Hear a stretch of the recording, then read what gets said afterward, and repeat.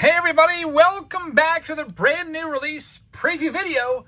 And finally, about a week late, but it's here. It's the 2025 Topps Chrome Breakers Delight preview video. Big shout out to Corey Jackson for sponsoring this video and taking both of these boxes. I tried to do this last week and there was no takers on the boxes. I ended up breaking them on Whatnot and we found pretty crazy Jason Dominguez 1-of-1 printing plate from the All Etch Rookie Rush on printing plate auto 1-of-1. It was great. So we're hoping we can find something here. I have opened a few of these on Whatnot. Sometimes the boxes are fantastic, like I just mentioned, and sometimes you're going to be like, what the heck just happened? Because we had a box that we opened on Whatnot that maybe had $5 worth of cards in there, it seemed like. The autos were two no names, and there was just really not much else. So it's kind of like buying a lottery ticket.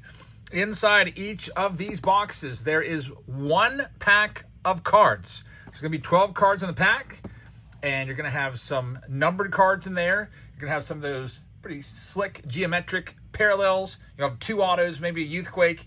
We're hoping that we can get some good stuff here. Also in this video, since these boxes only have two packs, we're going to double it up, and I'm also going to give you my wish list for the National. I made a list of 10 cards that I have on my radar. My thing that I like to do with the Nationals, I like to have a plan of attack. I like to go around and laser focus. Usually I do 5 cards, but this year I'm going to expand it a little bit and do 10. My top 10 cards I need to come away with at least probably 2 of these to feel like the trip to Chicago is worth it, because it's not cheap. $1,000 for the hotel. Like, I don't even know what the airfare was. $600 right there. Renting a car, it's probably $2,000 altogether in travel. So you got to make it worth your while, and that's what I'm hoping to do. I'll talk about what I'm going to be picking up at the end of this video. Also, I'll give you the Whatnot link so you can join us on Whatnot tonight. We'll be live tonight. We'll also be live on Sunday as usual with our breaks. We'll be breaking this tonight along with a whole bunch of other Chrome. So, Corey, here we go. You got both of these boxes. Let's do this. Let's find something good for Corey. Here's box number 1. The Breakers Delight boxes are tough to find. I usually have to buy them on blowout cards. They're about $700 a box. Some sites you might be able to find them for $650 a piece on, but then some sites also charge sales tax, and that just takes you right back up to $700. There's our one single pack. All right, I'm rooting for you, Corey. Let's do this. Let's get something big here for Corey. I've been hearing a lot of good hits coming out of these Breakers Delight boxes. We start off with a Ben Rice refractor. Not too bad right there. Ben Rice rookie card, Corey Seager, and Justin Henry Malloy. We're going to have a Youthquake. It's going to be Drew Thorpe. You get usually, from what I've seen, about one Youthquake per box. Then we're going to get to some numbered stuff. We're going to have a gold geometric of Shea Langoliers. It's numbered 40 out of 50. Good looking card right there. Then we're going to have an aqua. It is going to be Goldie. Paul Goldschmidt, numbered to 199. We're also going to have a Dustin Harris rookie. It's going to be a green geometric. I'm going to show you the final cards first. Tyler Fitzgerald, Nolan Gorman, and Paul Goldschmidt again. So those are the geometric refractors. I'm doing that on purpose so that we can save the 2 autos for last. So Dustin Harris is going to act as the cover boy here. The first autograph, it's a rookie auto, and nice that they're both going to be numbered. Man, it's a real kick in the teeth if you spend $700 on a box and you get a regular base auto, which has happened, and then the other card might be a refractor numbered to $4.99, and you're like, wow, $5 in autos. That's not happening here. They're both numbered. First, we're going to have a purple. It's going to be Brandon Lockridge. It's numbered to $250. So auto number 1. Rookie auto of Brandon Lockridge. And the second auto is to $150. It is Sean Reynolds, a Padres box. Weird. 2 Padres hits in the same box. Man, imagine if you bought into a team break and you had the Padres. You would have gotten both autographs. So that is box number 1. On to box number 2. Both of these going to Kojaks. Good luck, Corey, with your second box. Oh, man, we need to get something big here. In this one, let's see if we can do it. Final pack. A lot of the gold logo mans have been coming out of the Breakers Light boxes, I guess. I think they were all hit like the first day, except for maybe the Tarek Skubal. All right, here we go. Second and final box. We start off with a couple refractors. 3 refractors first. Valente Belloso is going to start it with Josh Hader along with Spencer Swellen back. And then we've got our Youthquake. It's going to be Adio Amador. On the back side, we'll get these geometrics out of the way. Shane McClanahan along with Wyatt Langford Gold Cup and Mackenzie Gore. So those are the commons of the box. Now we get into the good stuff. We're going to have a numbered Youthquake coming up. It is going to be Caden Dana, numbered to 50. So 2 Youthquakes, and one of them numbered 43 out of 50 right there. We've got Tyler Locklear, numbered to 99 as our next one on the geometric. And we have a Pedro Leon. It's going to be the Aqua, numbered to 299. So you'll notice it's all hits in these. You don't have any base cards. And I never understood the draw of the Breakers Delight over a jumbo box, because me just thinking logically, a jumbo box costs less and you get way more cards and you also get more autos. But I guess what people have seen is you may have a better chance of pulling that big hit out of a Breakers Delight box. So maybe a higher ceiling on these boxes. Now we're into the autos. Here we go. First auto, it's a mini diamond. It is Ben Kasparius. Mini diamond to start us off. Negative, and I do not see a number on it. Looks like usually these are numbered on the front. I'll check the back of this one. The other auto is an Isaac Collins. Like, that is criminal to put a regular base chrome auto in these boxes, and it happens right here. Isaac Collins. Let's check the back of this Kasparius. It's not numbered. So, Corey, thank you very, very much for allowing us to showcase this on the channel. I wish we would have had something crazy in there for you. We do have another box, though, that we're breaking in Pick Your Team Break number 2. We've got currently 5 Pick Your Team Breaks added underneath the Breaks tab in our show tonight. You can find that show on Whatnot simply by going to the description of this video and then going to the links and clicking today's date, 7:30, and it'll bring you to the show. Hasn't started yet. I mean, it might be started already. If you're watching this right now, it probably is actually underway, because we're going live around 5 or so whenever I get everything done here that I need to get done today, and we'll be live until probably 10 or 11 p.m. tonight. So come on by and check it out. But before we do that, I got to give you the Whatnot code real quick. Use this when you come on by, $15 off. That's if you sign up and make a new account. Use that link. You'll get $15 for free. And you also help me out, because I get $5. And then if you would like to sell your own cards, use this link. It's the Jabs Family promo code link. They'll give you up to $150 in free money if you go live. They'll match whatever sales you make up to $150 during the first week. All right, now I've got a stack of cards right there. Two-parter in this video. I was going to make a whole separate video about my wish list for the National, but I figured, you know what? That's a bit much when most of these cards I'm not even going to end up buying. If I was to buy all 10 of these cards, I'd probably be out $50,000 or something like that. So these are the cards that I'm focusing in on, kind of laser focus. And we'll show you what I'm looking at picking up. So we'll start off with number 10. Looking for this at the National. Any Shohei Ohtani autograph. I do not have an Ohtani auto in my collection. I would like to find one. Doesn't matter if it's I would like to find a licensed one. If I see like a Panini auto or a Leaf auto, I'll probably pass on that. So that's going to cost me a pretty penny. And I'm not looking for rookie Ohtani autos. I would gladly take a 2025 Ohtani Baseball Stars auto or something like that. 1990 Topps Ohtani auto. And I just remember another card to add to this list that should also probably be at this spot. I'm looking for a Barry Bonds auto as well. The 1990 Topps Baseball auto that I pulled for Corey twice. So I'm looking to maybe find that at the National, and if I can't, I might offer Corey to buy that card from him. So that's on my list at number 10. Number 9. Some of these you probably have seen on this list before.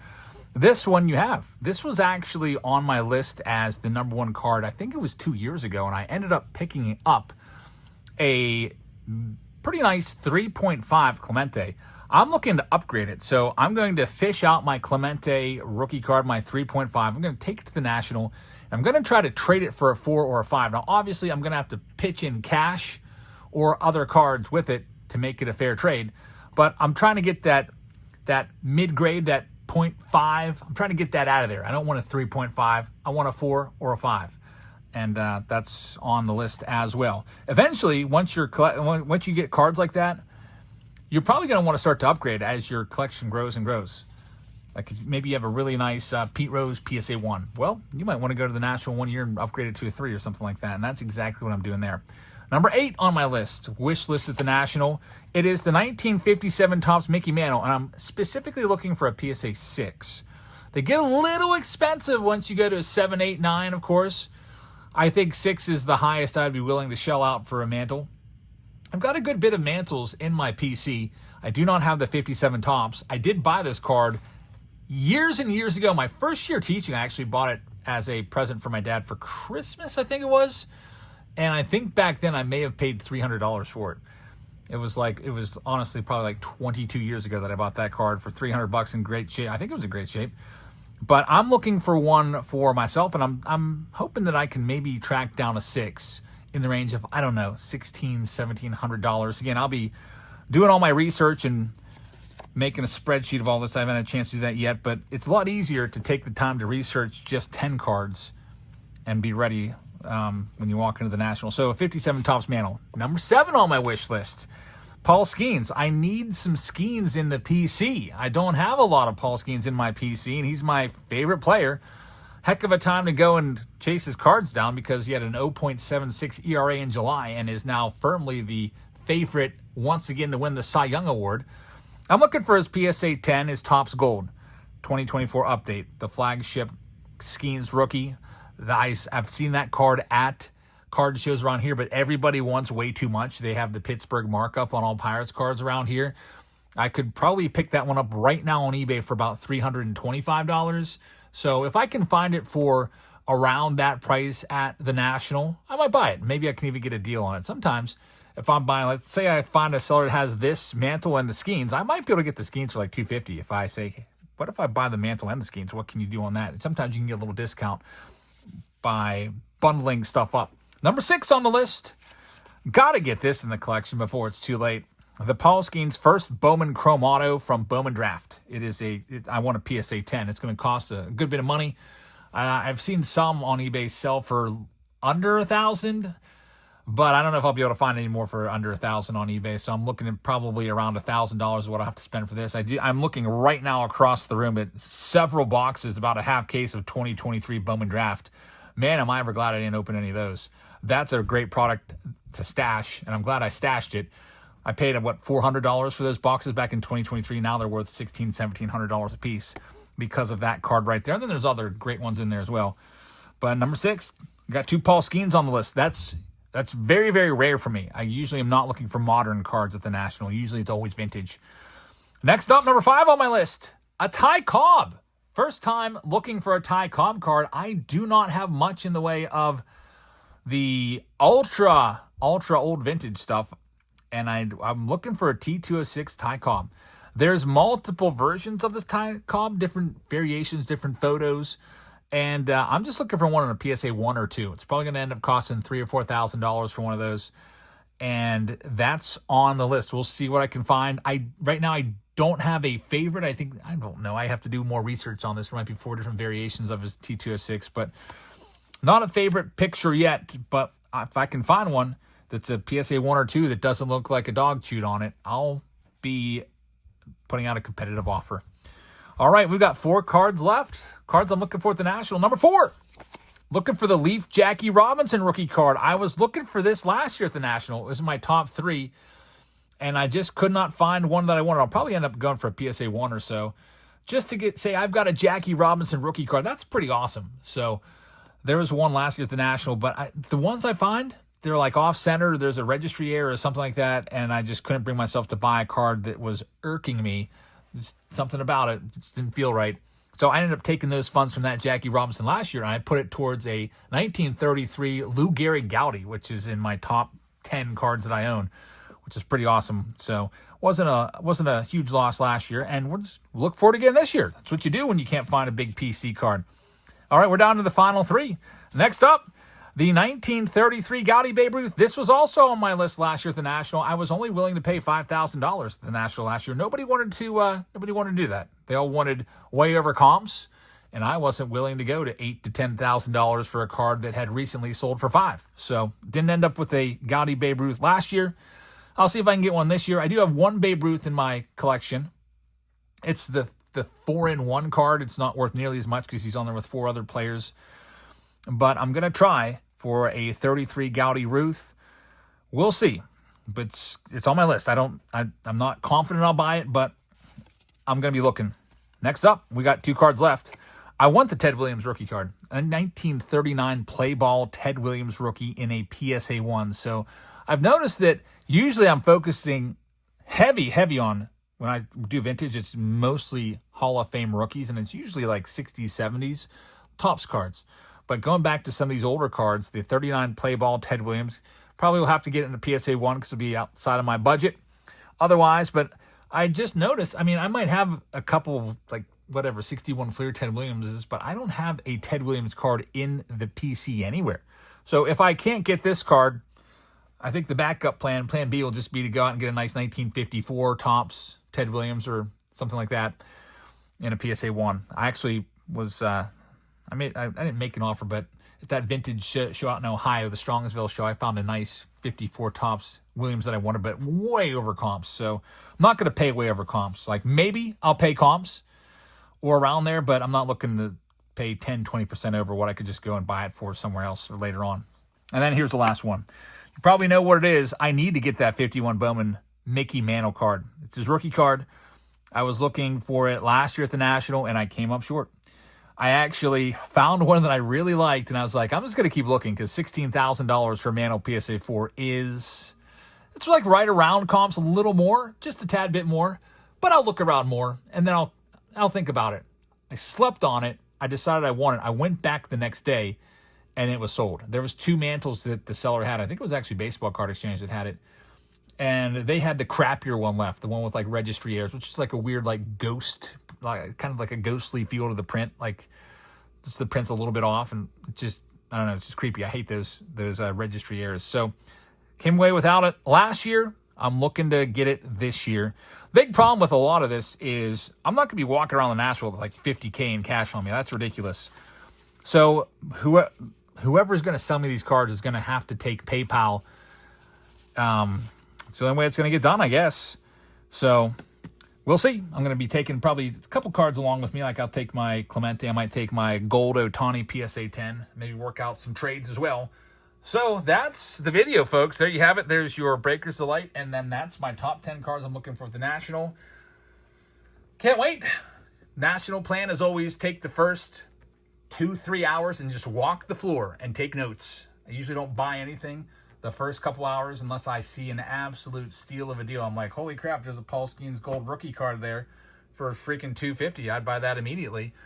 But otherwise, I'm taking notes, getting prices, collecting data, and then I'll go and I'll make my purchases for the PC. And then I'm also looking for stuff for the channel. A lot of this time, when I go to the National, I'll be like, wow, there's a box of 1980 Topps for a great price. Let's grab that. For, stuff like that will pop up, and I'll be like, that'd be great to rip on the channel.